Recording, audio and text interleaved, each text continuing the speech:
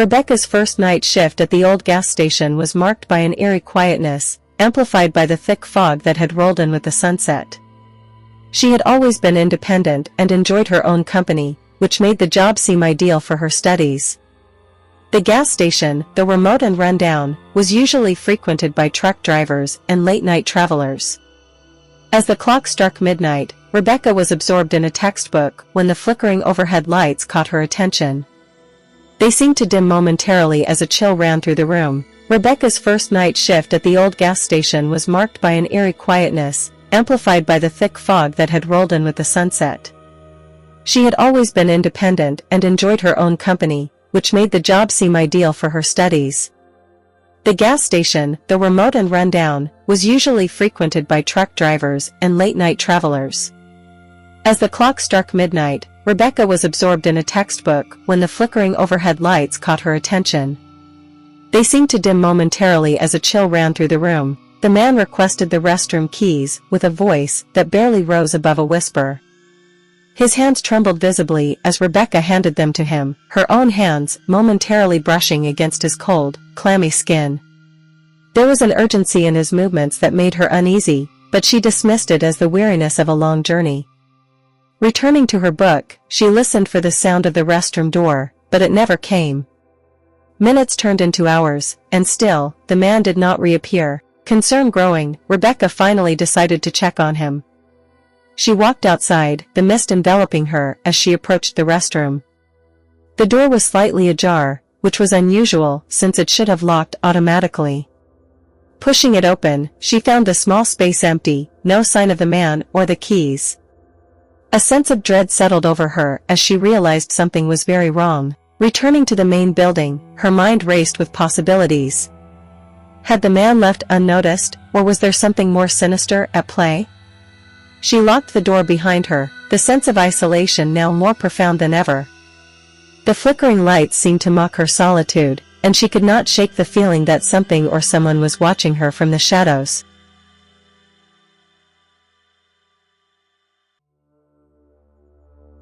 The night grew darker and the fog thicker as Rebecca tried to focus on her studies, but her thoughts were interrupted by a peculiar noise from behind the building.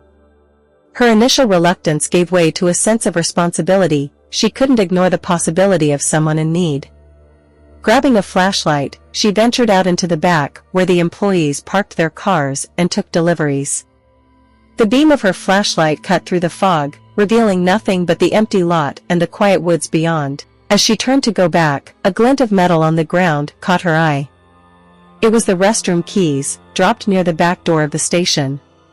Her heart skipped a beat as she picked them up, now certain that the man had been around here. But why? With mounting anxiety, she noticed the door to the supply room slightly open. She pushed it ajar, and the sight inside made her freeze. A makeshift bed, a pile of old clothes, and several empty food containers littered the floor.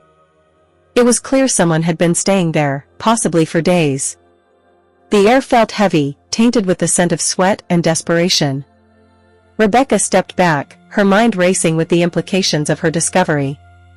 Whoever had been living there might still be close, possibly watching her every move. Feeling vulnerable, she hurried back to the safety of the well-lit storefront. Once inside, she locked the door and pulled down the blinds, her sense of security shattered. The station no longer felt quaint and isolated, it felt threatening, a hiding place for those who wished to remain unseen. She decided to call the police at dawn, when her shift ended and her relief arrived.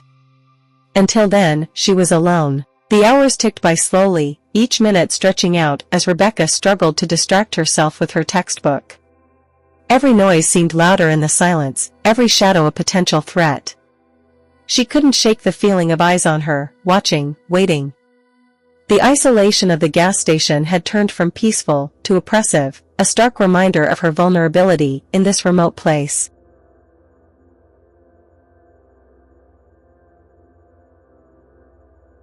As the night progressed, Rebecca's discomfort grew into palpable fear. Every gust of wind, every shift of the building seemed to whisper secrets in the dark. Trying to calm her nerves, she made herself a cup of coffee, the warm mug a small comfort against the chill that had settled inside her.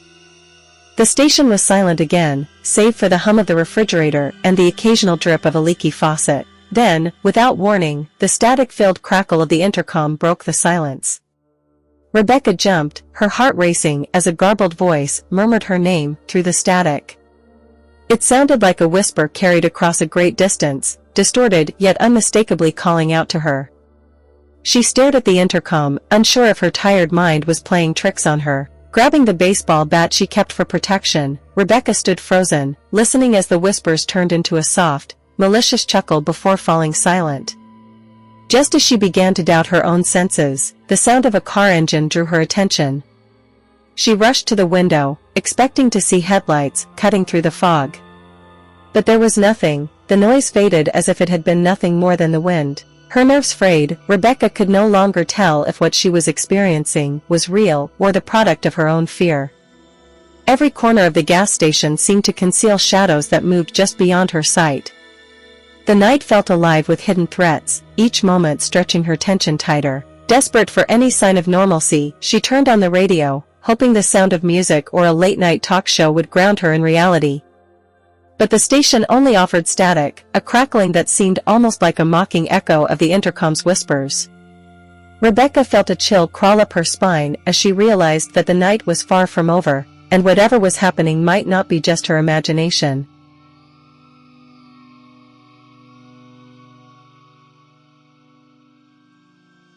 As the early hours of the morning crept in, Rebecca felt a weariness settle over her, not just of the body but of the soul. She paced the interior of the gas station, each step echoing slightly in the empty space. Despite her fear, exhaustion was beginning to take its toll, her eyes heavy with the need for sleep. But every time she allowed herself to relax, a new sound or movement would jolt her back to alertness. It was during one of these moments of forced wakefulness that she noticed a silhouette outside the window. A figure stood by the pumps, its form blurred but unmistakably human. Rebecca froze, her breath catching in her throat. She blinked, and in that instant, the figure vanished as if it had never been there. Rushing to the door, she flung it open, her eyes searching the forecourt for any sign of life. The ground was wet with dew, the air thick with the remnants of the fog. It was then she noticed the footprints, clear in the moisture, leading from the pumps towards the road. But as she followed them with her flashlight, they abruptly ended, as if the person had simply vanished into thin air. Heart pounding, Rebecca retreated back inside, locking the door behind her. The rest of the night passed in a haze of vigilance. Rebecca moved through her tasks mechanically, her mind overrun with thoughts of the figure at the pumps and the chilling possibility that she was not alone. Every shadow seemed to hide a watcher, every noise a warning. The sense of being observed, stalked even, grew with every passing hour. By the time the first light of dawn began to seep through the windows, Rebecca was nearly overcome with relief. The night had been a marathon of fear and confusion, but the arrival of morning light brought a promise of safety and a return of normalcy. She watched the horizon brighten, the shadows receding and taking with them the fears of the night. But the relief was tinged with unease, knowing that the events of the night would haunt her long after the sun had risen.